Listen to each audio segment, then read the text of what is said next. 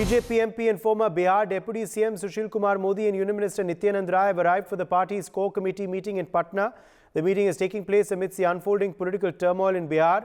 Nitish is likely to resign tomorrow as per our sources. So these are big developments coming in. Parag Gupta is joining us for more on this story live from Patna. Parag, BJP's core committee meeting has begun in Patna. What is on the agenda for that meeting and who all have arrived for it? होते होते मौसम तो साफ हो गया, धूप भी निकल आई है, लेकिन अभी बिहार की राजनीति का मौसम कैसा है ये साफ होना अभी बाकी है।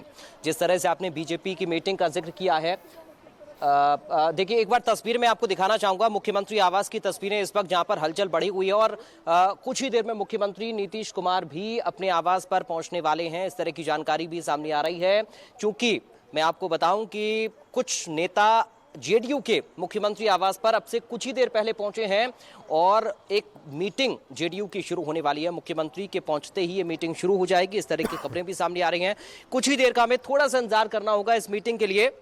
और एक बार फिर से अपनी बात पर मैं लौटकर आता हूं। देखिए चर्चा जो लगातार हो रही है बीजेपी की मीटिंग को लेकर, जेडीयू की मीटिंग को लेकर या आरजेडी की मीटिंग को लेकर, तो आज आरजेडी की मीटिंग भी होने वाली है। और इससे पहले तेजस्वी यादव या फिर तेज प्रताप की बात करें तो राबड़ी आवास से बाहर निकले अब से कुछ ही देर पहले। हलचल आरजेडी खेमे में भी तेज है, जेडीयू खेमे में भी तेज है और आज बीजेपी की भी मीटिंग होने जा रही है। शाम को 4 बजे बीजेपी की बैठक होगी और बीजेपी की बैठक में किस तरह की रणनीति बनती है ये भी देखना अहम होगा।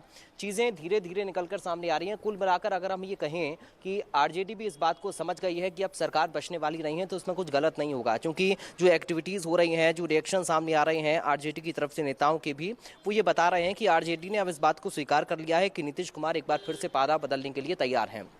नीतीश कुमार का रिएक्शन कोई अभी तक सामने नहीं आया। कल भी हम चर्चा जो लगातार सुबह से कर रहे हैं, कल भी नीतीश कुमार से संपर्क साधने की कोशिश लालू यादव की तरफ से की गई, कोई जवाब नीतीश कुमार ने नहीं दिया।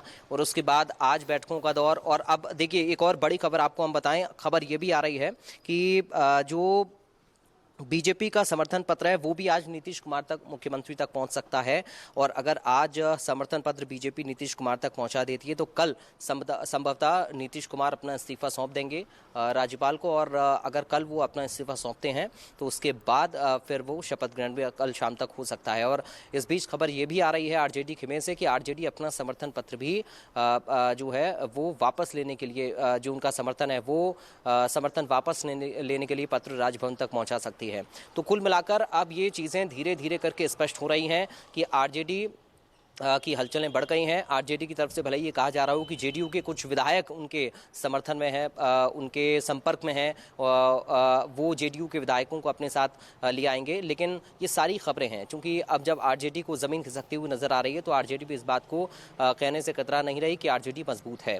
उधर अगर हम बीजेपी की बात करें तो बीजेपी की तरफ से भी ये कहा जा रहा है लगातार कि कांग्रेस के 10 से 12 विधायक संपर्क में हैं। हम लगातार इस बात का जिक्र कर रहे हैं कि ये चुनौती कांग्रेस पार्टी के लिए बड़ी साबित हो सकती है। जिस तरह का दबाव आरजेडी की तरफ से नीतीश कुमार के ऊपर बनाया गया, जिस तरह की एक्टिविटीज पिछले विधानसभा चुनावों से कांग्रेस पार्टी की रीजनल पार्टीज को लेकर रही है, वो एक्टिविटीज नीतीश कुमार उस एक्टिविटी को लेकर ही खासे नाराज रहे। और इसलिए अब ये झटका सिर्फ आरजेडी के लिए नहीं बल्कि कांग्रेस पार्टी के लिए भी बड़ा साबित हो सकता है। क्योंकि देखिए इंडिया गठबंधन की अगर हम बात करें तो उसमें मुख्य सूत्रधार नीतीश कुमार रहे, सब पार्टियों को एकजुट करने का काम किया, सबको साथ में लाने का काम किया। लेकिन उसके बाद जिस तरीके का पद नीतीश कुमार चाह रहे थे वो पद उनको नहीं मिल पाया। प्रधानमंत्री का चेहरा उनको घोषित करने की बात भी आई लेकिन उससे भी उनको पीछे धकेल दिया गया। तो नीतीश कुमार ने कांग्रेस पार्टी के रवैये को लेकर नाराजगी जाहिर की और उसके बाद जिस तरह का दबाव आरजेडी की तरफ से यानी कि तेजस्वी यादव को आगे बढ़ाने को लेकर लालू यादव की तरफ से बनाया जा रहा था नीतीश कुमार के ऊपर। और इससे पहले का घटनाक्रम अगर हम देखें तो अपने पास अध्यक्ष पद लेना नीतीश कुमार की तरफ से, उस समय उनको अंदाजा हो गया था कि कहीं ना कहीं एक बड़ा खेल आरजेडी उनके साथ कर सकती है। और उसके बाद अब नीतीश कुमार खेल करने के लिए तैयार हैं। तो क्या एनडीए के साथ वापसी नीतीश कुमार कर रहे हैं, आज की बैठकों के बाद ये स्पष्ट हो पाएगा। For more such videos, subscribe to the NewsX YouTube channel, hit the bell icon.